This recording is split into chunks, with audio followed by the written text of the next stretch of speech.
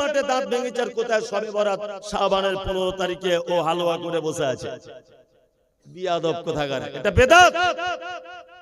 কোন মানুষ যদি প্রত্যেক মাসে 13, 14, 15 তারিখে রোজা বা সিয়াম পালন করে যদি অভ্যস্ত হয়, তাহলে সে 13, 14, 15 এই দিন গণনা করতে গিয়ে 15 তারিখ রাত্রি বেলাতে দিনের বেলাতে রোজা রাখবে, এটা একটা আলাদা সাবজেক্ট। কিন্তু সেই দিন ঢং করে 15 তারিখে শবে বরাতে রোজা রাখতে হবে, এই রকম পৃথিবীতে কোনো হাদিস খুঁজে পাওয়া যায় না।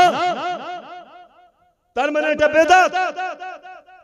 আল্লাহ সুবহানাহু ওয়া তাআলা বলছেন, কুল, নবী আপনি বলুন, ইন কুনতুম তুহিব্বুনাল্লাহ ফাত্তাবিউনি, তারা যদি আমার ভালোবাসা যদি পেতে চায়, আপনার আনুগত্য করে যেন চলে।